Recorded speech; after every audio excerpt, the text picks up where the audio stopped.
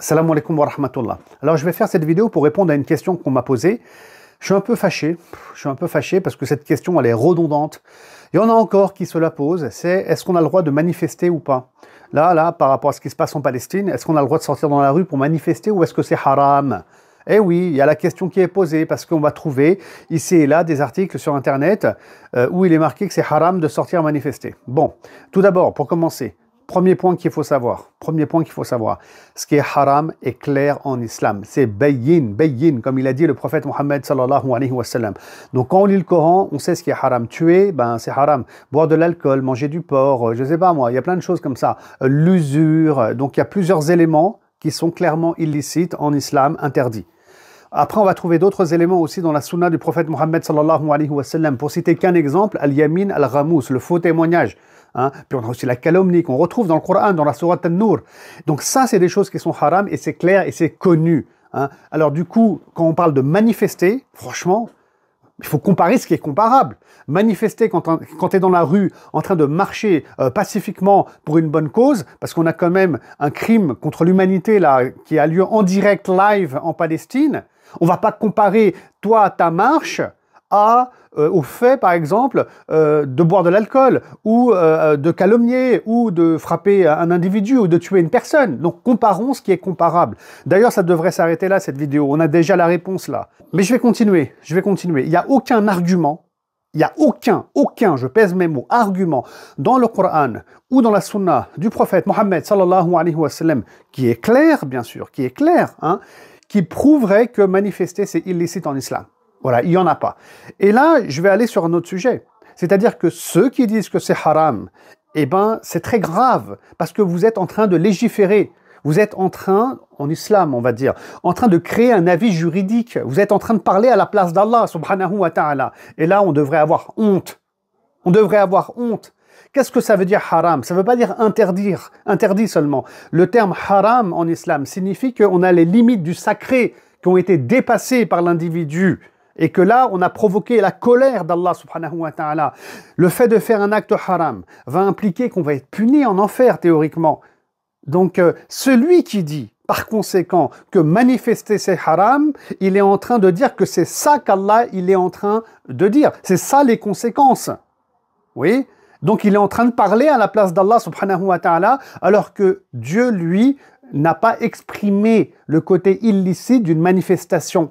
Ni dans le Coran, ni le prophète Mohammed, sallallahu alayhi wa sallam, à travers la sunna. Et donc, s'il y a des musulmans qui veulent dire que c'est haram et parler à la place d'Allah, parce qu'apparemment, ils en sauraient plus qu'Allah subhanahu wa ta'ala lui-même, que bien leur fasse. Yawm al-Qiyamah, ils auront des comptes à rendre du fait de leur ignorance et du fait de parler avec autant de bêtises et d'ignorance. Alors, bien sûr, on me dit, oui, mais quand on manifeste, les gens, quand ils manifestent, ils cassent tout, ils brûlent tout, et Allah, il n'aime pas le désordre et le façade.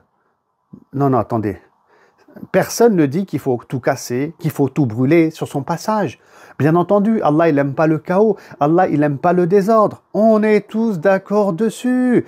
On parle de manifester, de marcher dans la rue pour partager son opinion avec les politiques, avec les journalistes qui sont en train de voir ce qui se passe, pour aussi que l'opinion donc publique sache ce qui se passe dans le monde. C'est ça l'idée, c'est pas de détruire.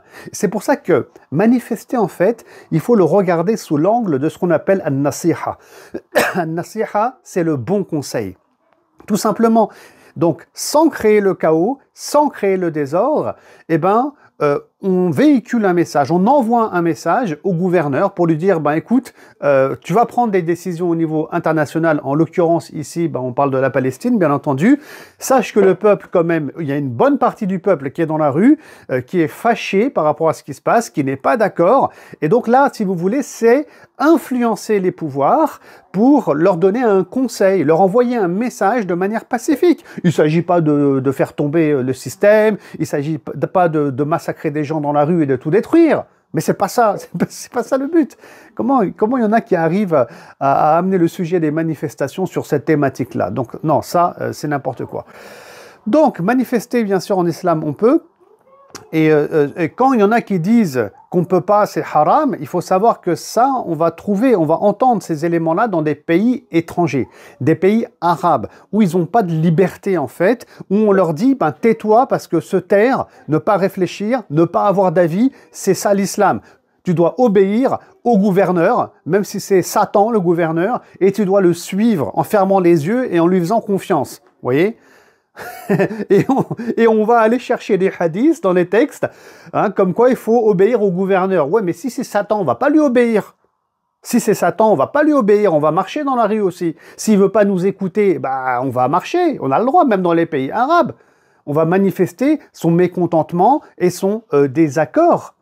Donc pour faire taire les populations, on a émis ce genre d'avis qui, pour moi, très sincèrement, vient souvent d'imams ou de personnalités savantes, entre guillemets, qui sont liées tout simplement aux politiques, pour que le peuple se taise, qu'ils rasent les murs et qu'ils n'aient pas d'avis, d'opinion. L'islam, c'est la liberté de penser. L'islam, c'est la liberté d'avoir une opinion. C'est l'argument, c'est iqra, c'est lit. Et donc, il est important, calmement bien sûr, de manifester et de faire cette forme de nasiha, donc de cette manière-là.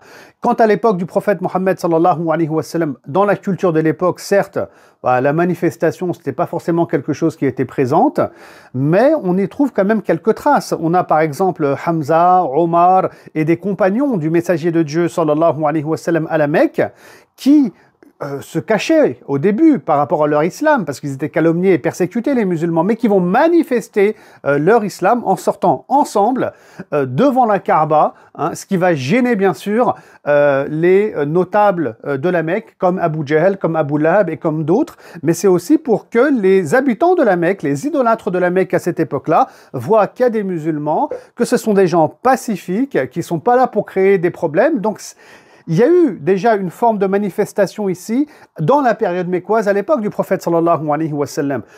On pourrait donner aussi un deuxième exemple, suite au boycott économique et social, qui a touché les musulmans dans la période mécoise pendant 3 années, où les Bani Hashim, ils ont été boycottés, donc ils n'avaient pas de quoi manger, de quoi boire, plus rien, on pouvait même plus leur adresser la parole, etc. Ça a duré 3 ans, 3 années très difficiles pour les musulmans et les Bani Hashim. Comment ce boycott va prendre fin? C'est parce qu'il y a des idolâtres à la Mecque, des polythéistes, qui ne vont pas être d'accord avec ce crime qui a lieu contre les Bani Hashim. Ils vont se soulever, ils vont aller devant la Kaaba pacifiquement et ils vont manifester leur mécontentement. Là, ça va créer du débat et puis finalement, sans rentrer dans les détails, ça va aboutir à la fin de ce boycott contre cet embargo contre les Bani Hashim. Mais le prophète, sallallahu alayhi wa sallam, lui qui est le messager de Dieu, lui qui est censé condamner le mal dès lors qu'il le voit, est-ce qu'il a dit quelque chose à ce moment-là et à cette époque-là? Non, pas du tout. Il a accepté ça, il n'a pas de problème. Au contraire, avec des gens, quelle que soit leur confession, qui vont se soulever, qui vont manifester leur mécontentement contre quelque chose de mal. Et c'est ça, al-nahyu anil munkar aussi, donc le fait d'interdire le mal ou de désapprouver le mal, et bien sûr de façon pacifique. Donc on a plus des arguments qui tendent vers le droit, et même l'intérêt, peut-être même la nécessité, parfois dans certains contextes, l'obligation de manifester son mécontentement. Voilà, je pense que j'ai tout dit, ou j'ai dit l'essentiel, et j'espère que les musulmans seront nombreux et les non-musulmans, bien entendu, c'est je veux dire, il y a un crime qui a lieu aujourd'hui qui concerne l'humanité tout entière en vérité, et bien qu'on sera nombreux à manifester notre désaccord avec la politique de l'extrême droite israélienne. À très bientôt. Salam alaikum wa rahmatullah.